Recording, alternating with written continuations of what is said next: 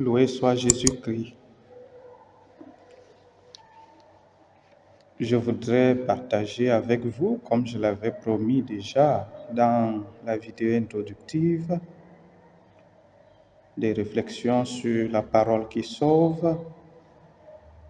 Et aujourd'hui, nous allons partager sur l'évangile selon saint Matthieu au chapitre 13 des versets 44 et suivants que nous lisons dans la liturgie de ce jour. Et de façon synthétique, en espérant que vous aurez vous-même le temps de relire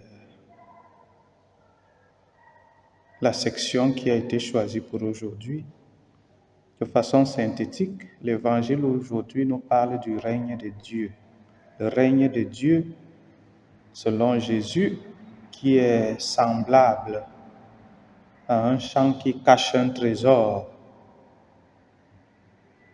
ou alors à un commerçant qui cherche des perles précieuses et qui réussit à en trouver une au point où il est capable de sacrifier tout ce qu'il a et se faire un capital pour acquérir cette perle précieuse.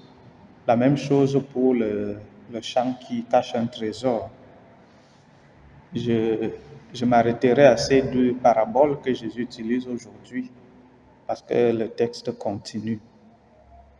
Et ce qui m'intéresse beaucoup dans ce texte, c'est cette question du règne de Dieu que Jésus tente d'expliquer. Il est difficile d'expliquer le règne de Dieu.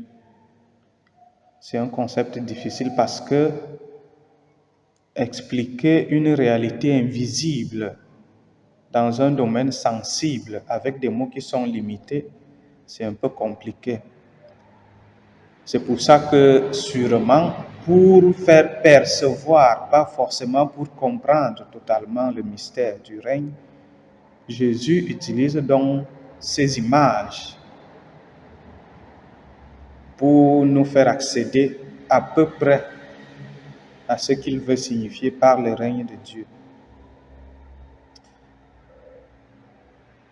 Et il faut déjà noter que le règne de Dieu, quand Jésus parle du règne de Dieu, il parle de cette réalité invisible, il parle de lui-même, il parle d'un certain nombre de valeurs ou de réalités qui peuvent être cachées dans la dimension invisible, mais que nous pouvons aussi vivre ici et maintenant. Et c'est cette dimension existentielle qui manifeste le règne qui m'intéresse. Parce que je crois, si on rend la chose beaucoup plus concrète, comme Jésus lui-même essaie de le faire, on comprendrait davantage et peut-être aussi on s'engagerait davantage. La perle précieuse, disons, c'est Jésus. La perle précieuse, ça peut être l'Église.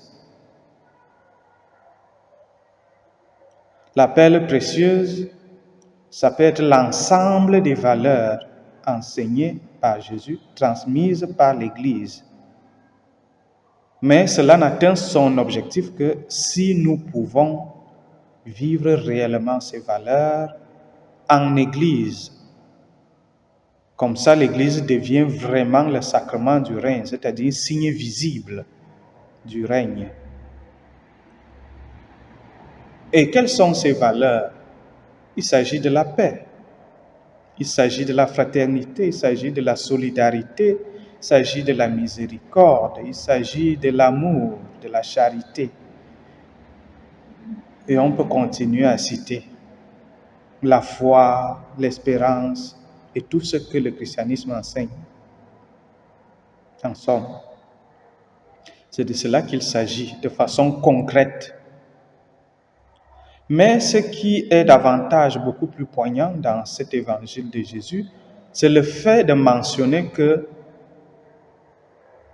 Celui qui trouve le champ et le commerçant qui cherche la perle vendent tout pour acquérir soit le champ, soit la perle précieuse. Et c'est là où ça devient intéressant. Parce que cela nous amène à nous poser la question, à nous chrétiens d'abord, nous qui avons trouvé la perle précieuse qu'est Jésus, nous qui comprenons que la perle précieuse, c'est la paix que nous devons rechercher dans le monde. Nous qui devons et qui nous engageons à vivre la fraternité en Jésus-Christ dans le monde, la solidarité, nous qui promouvons l'espérance, la foi et la charité, avons-nous tout vendu? Avons-nous tout vendu? Avant tout pour acquérir tout cela et ensuite pour le préserver ou alors pour le construire? Avons-nous tout essayé pour construire la paix, la fraternité, pour sauver la foi, la spiritualité? Qu'est-ce que nous avons fait? Quel est notre degré d'engagement? Sommes-nous capables réellement de tout vendre pour sauver notre foi, pour sauver la paix dans le monde, dans nos familles, dans nos milieux de vie, dans nos communautés de foi? Ça, c'est très important. Parce que c'est seulement quand on est capable effectivement de tout faire pour préserver la paix, de tout faire pour nourrir l'espérance, pour vivre la charité, c'est effectivement à ce moment-là que nous commençons à manifester ici et maintenant le règne de Dieu. Parce qu'il ne faut pas aller penser que parler du règne comme une perle cachée, c'est quelque chose qui reste caché et dont on ne peut nullement avoir accès. Et ça, ce serait vraiment rester dans l'idéologie. Le discours de Jésus est pragmatique et concret. Tout comme la paix, l'espérance, la foi, la charité, c'est des valeurs concrètes.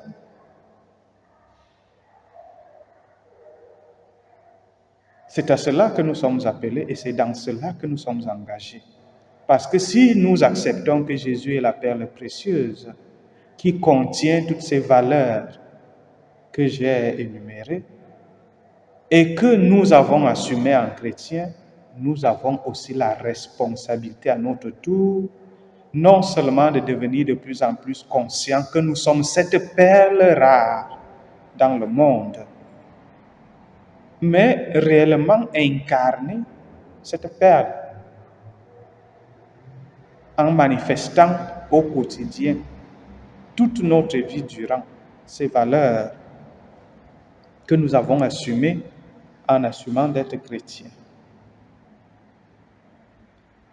En espérant que ce petit grain de foi que nous avons dans notre cœur croîtra et nous aidera à continuer cette lutte, parce que c'est une lutte.